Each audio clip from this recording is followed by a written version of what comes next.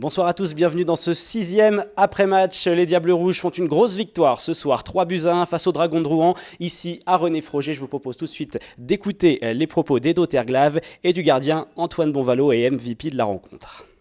Nous, c'est notre histoire cette année. On gagne les équipes que sur papier sont mieux que nous, parce qu'on les respecte, parce que les gars, ils sont une vraie équipe. On tient ensemble 60 minutes, il n'y a personne qui triche. Puis ça fait du bien de voir qu'on est capable. Mais là, faut tourner la page. À chaque match, qu'on soit concentré, qu'on soit constant. Les équipes, les champions qui sont bons, il faut qu'ils soient constants match après match, n'importe quel adversaire qu'on joue. Puis il faut travailler sur ça. Antoine, gros match ce soir, MVP de la rencontre. Une petite analyse de ta game, qu'est-ce que tu en as pensé ? Ouais, déjà, moi je trouve qu'on a très très bien joué tout le match, particulièrement en premier, deuxième tiers, mais l'équipe jouait hyper bien défensivement, il n'y avait quasiment aucune chance pour l'adversaire. Après au troisième tiers, ils ont eu un peu plus de chance, mais on a quand même pas concédé juste un but, donc c'est quand même satisfaisant. Et puis voilà quoi, grosse victoire, on est content de gagner ce soir depuis le nombre de matchs qu'on attend ça, c'est bien. Au niveau de la communication avec les défenseurs, la saison commence à déjà être un peu avancée. Tu sens qu'il y a eu du progrès, que ça a évolué ? Que ça évolue, ouais. Là, en même temps, on joue pas tout le temps ensemble. Je parle des gardiens et joueurs. Donc on sent l'évolution match après match, mais c'est clair que moi j'ai jamais eu de soucis à m'entendre pour m'entendre avec mes défenseurs, avec mes joueurs. Ça a toujours très bien fonctionné, donc rien ne change. Une dernière question, l'effectif briançonnais avait souffert physiquement, pas mal de blessés ces derniers temps. Comment ça va là maintenant ? Ouais, on était au complet. Il y a quelques joueurs encore, il y a des petits bobos, mais j'étais content de voir tout le monde là, puis parce que la saison est longue, puis je veux que les gars qui sont là, qui compétitionnent un après l'autre, entre eux autres pour la meilleure équipe aussi, puis avec tous les gars là, qu'on voit qu'on est un bon groupe qui tient ensemble, puis qu'on peut faire les bonnes choses sur la glace. Merci à tous les deux. Merci. Et oui, satisfaction pour Edo Terglav et ses joueurs, satisfaction également pour le coprésident Luc Rougny. Écoutez, il est venu au micro de cet après-match. Je suis extrêmement satisfait, d'autant plus que je ne suis plus le chat noir, puisque ce soir je viens d'assister à la première victoire des Diables Rouges, voilà, parce que malheureusement j'avais pas été là lors des 3 autres victoires. Donc je suis extrêmement heureux, je l'ai dit à Edo, tu vois, finalement je viens et finalement vous gagnez. Donc je suis extrêmement satisfait. Et les gars, en parlant un peu plus sérieusement, on livrait vraiment une belle partie, extrêmement sérieuse, extrêmement concentrée. Ils ont été regroupés derrière, ils ont attendu leur chance, et quand il y a eu le moment de mettre les buts, ils les ont mis.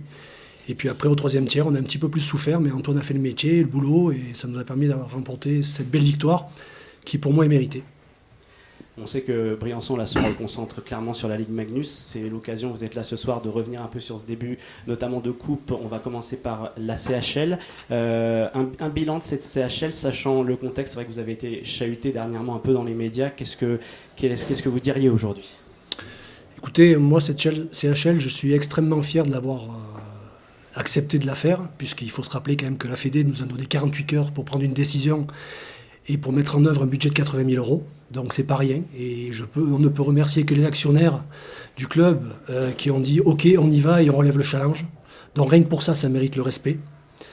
Deuxièmement, je pense qu'effectivement, on ne s'attendait pas à une telle adversité, même si on savait que les équipes suédoises, les équipes suisses étaient bien plus huppées que les nôtres, et même l'Autriche.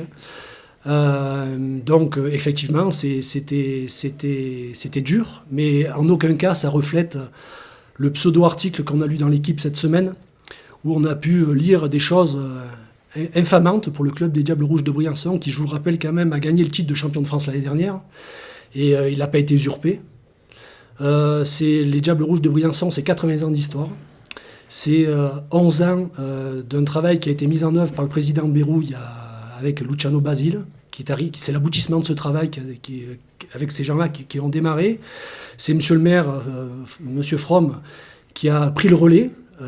Et puis en même temps, c'est tous nos partenaires privés et publics qui ont permis au club de jouer cette CHL. Et je trouve que voilà, j'ai été blessé pour Briançon et voilà, donc je trouve que voilà, voilà, je suis blessé, donc je suis encore touché. Vous voyez, ce soir, je voulais pas tomber dans l'émotion, mais voilà, j'ai été très très affecté pour les joueurs, pour Edo et pour les champions de France qui nous ont quittés, parce qu'il y en a qui nous ont quittés, mais ils ont quand même été champions de France. Et ça, je trouve que c'est indigne d'un journal comme l'Équipe. Et les propos relatés par l'équipe du président de la fédération m'ont profondément blessé aussi. Sur la glace, la réponse était belle ce soir. Je pense voilà, les joueurs ont fait voir que Briançon, ce n'était pas qu'un faire-valoir. Je ne sais pas si on sera champion de France.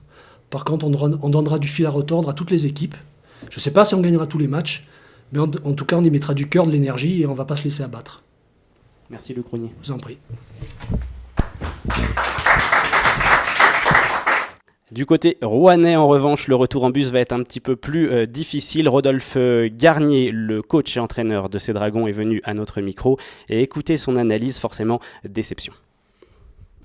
Moi, je pense qu'on a fait notre entame de match au 3e tiers, donc c'est pas facile de s'en sortir avec 2 points contre une équipe de Briançon qui a pas produit grand-chose, je pense, mais qui a joué sur nos erreurs. C'est le hockey de haut niveau, hein, C'était bien en place, ils ont plutôt bien joué. Au 1er tiers, ils ont eu des chances, ils auraient pu marquer à ce moment-là, alors que nous, on était encore je pense, dans le bus. Mais une réaction d'orgueil sur le 3e tiers, mais a priori, ça rentre pas et qu'il faut jouer 60 minutes pour gagner des matchs. Puis il faut mieux jouer défensivement. Le 2e but, c'est un cadeau. Je pense qu'on n'est pas